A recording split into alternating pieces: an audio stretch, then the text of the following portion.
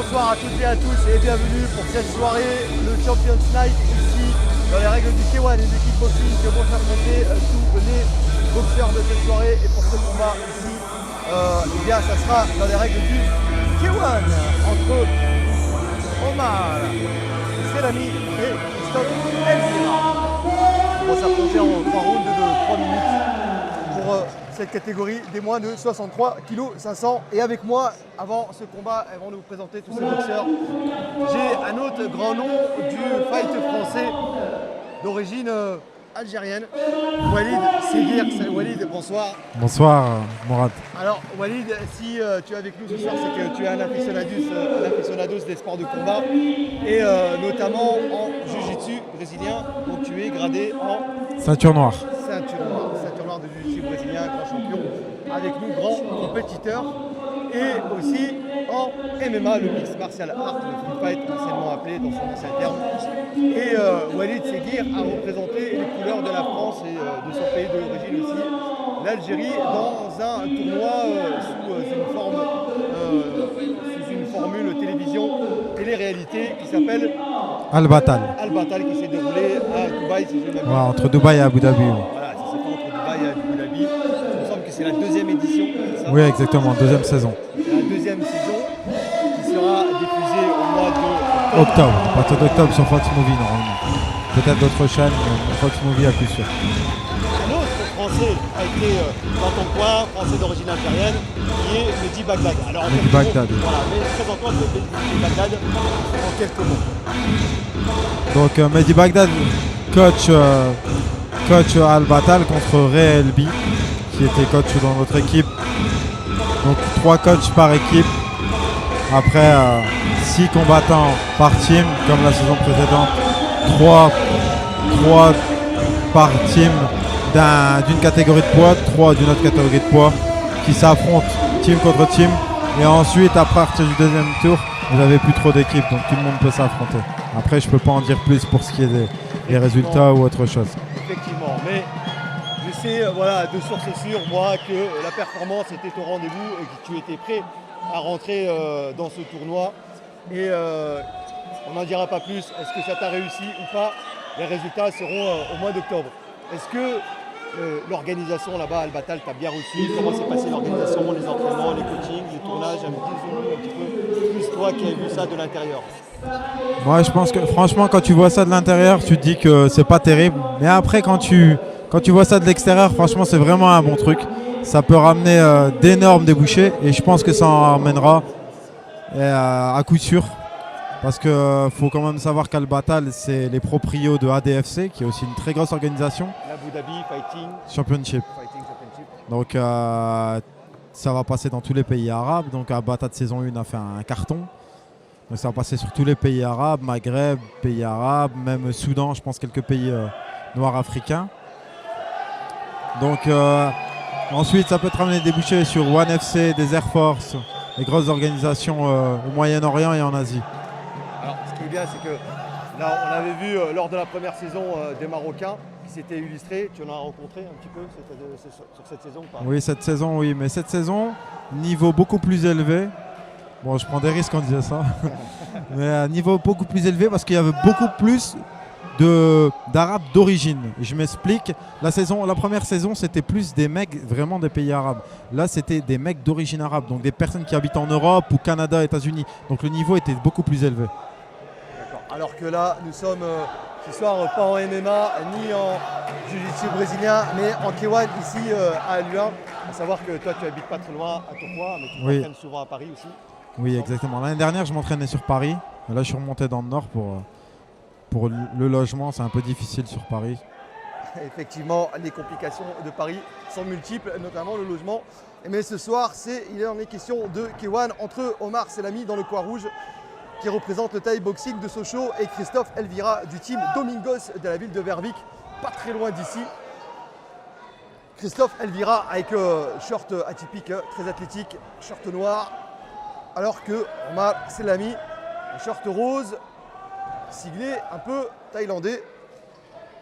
Christophe, avec qui je m'entraîne en pied-point, que je connais très bien, agressif, très bon mental. Alors Alors qu'il vient d'essuyer ce high kick jambe avant d'Omar. Omar aussi, palmarès assez conséquent, qui comptabilise 30 combats à son actif pour 28 victoires, 6 avant la limite, pour uniquement 2 défaites, qui a été sacré champion de France 2013 et vainqueur de la Coupe de France 2013 aussi, alors que son adversaire ce soir, lui, comptabilise 47 combats pour 33 victoires, 12 défaites, 2 nuls, champion de Belgique et champion du monde de la FIBA, de la FIBA, qui représente la team Domingos. Nous en sommes au premier round et ça a commencé très fort sur ce combat. Effectivement, vous l'avez affirmé que dans le coin bleu, Christophe est assez agressif et on le voit bien dans ses attaques. Il est beaucoup plus petit, il est obligé de casser la distance, donc il va être obligé d'avancer, il n'y aura pas le choix. Sa stratégie un petit peu, son style de boxe, peut-être qu'on va le découvrir tout au long de ces 3 rounds. Son objectif, je pense, on en parlait juste avant son combat, ça va être des gros low kicks et des coups au corps surtout. D'ailleurs, on le voit bien, ces low kicks descendants qui heurtent beaucoup plus qu'un low kick rotatif, même si ça reste dangereux et ça fait mal quand même dans les 2 styles, alors que là, très bel enchaînement de la part de Omar Selami qui marque les derniers esprits à la fin de ce premier round. Alors, pour en revenir un petit peu à ton actualité, ton palmarès, je crois que tu as combattu en jiu-jitsu brésilien mais en grappling aussi, c'est la forme de jiu-jitsu brésilien mais sans kimono, mais aussi en pancrace en France et en MMA, tu comptes combien de combats à peu près En MMA pancrace, je suis à 6-2, 6 victoires, 2 défaites, 5 victoires par soumission, 1 victoire par décision. Et là, bien sûr, on ne compte pas les combats de Talmatal. Si. Tu les comptes dedans? Oui. Parce que je les ai déjà faits. Donc forcément, je dois les compter. Ok. Les prochaines échéances, peut-être pour toi en compétition? Déjà ta blessure, je pense, déjà te remettre. Ouais, je me suis blessé. Ouais, voilà, je me suis blessé poignet, main, genou. Donc j'étais déjà blessé au genou en partant. Et donc faut que je me repose. Je vais sûrement reprendre en septembre des combats de pied-point, boxe taille, full contact. Tu avais déjà combattu en pied-point auparavant? J'ai combattu en full contact il y a peut-être 3-4 mois en classe A. Je perds à la décision. Mais sinon non. Donc pied-point prévu à partir de septembre normalement. Et MMA je reprendrai en décembre. Quand la fin de la saison sera diffusée, j'aurai des bonnes propositions. Je pense c'est mieux pour moi d'attendre d'ici là. C'est mieux la santé avant tout. Sans la santé, on ne pourra pas repartir au combat. Et là, pour celui-ci, on repart sur ce deuxième round entre Omar Selami et Christophe Elvira. Coin bleu, short noir, siglé Team Domingos.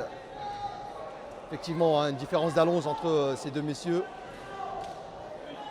Et question-réponse sur ces low kicks, à toi à moi, alors que celui-ci est esquivé sur un retrait.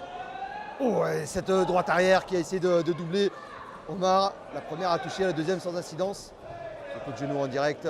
Je rappelle que les saisies sont interdites dans les règles du K1, sauf en administrant un coup de genou en direct. Et les saisies abusives seront sectionnées. Ce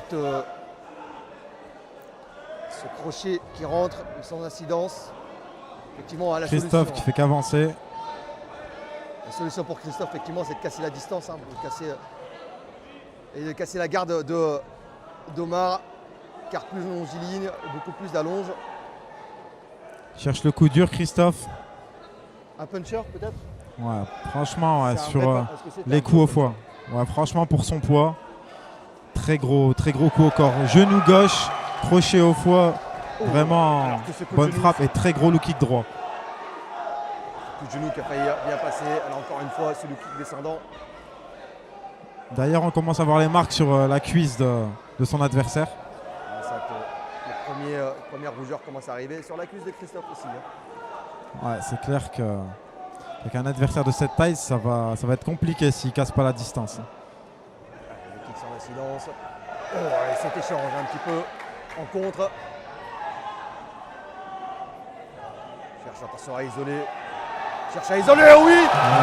Effectivement, vous ne nous avez pas menti. Walid Seguir. Eh bien, Christophe Elvira cherche le coup dur et ce soir, il nous offre un magnifique KO. Il a cherché à isoler son adversaire dans le coin et c'est ce qui s'est passé. Ah, on l'avait dit, hein. Je l'avais dit, Morad. Hein. Très grosse frappe. Effectivement, il a tenu la distance avec son jab avant, avec son bras avant. Et il est rentré de manière très sèche avec son crochet bras arrière et qui a fait mouche. Littéralement allongé sur le flanc droit. Omar Selami. Du mal à se relever. Hein. Là, il aura du mal à se relever et à s'en remettre de ce crochet droit. Sacré puncher, effectivement, il nous confirme. On en avait un doute. Vous le connaissez plus que moi, mais vous, très chers téléspectateurs, eh bien, vous en avez la réponse est confirmée. Et la suprématie pour Christophe Elvira qui l'emporte avec ce KO incontestable.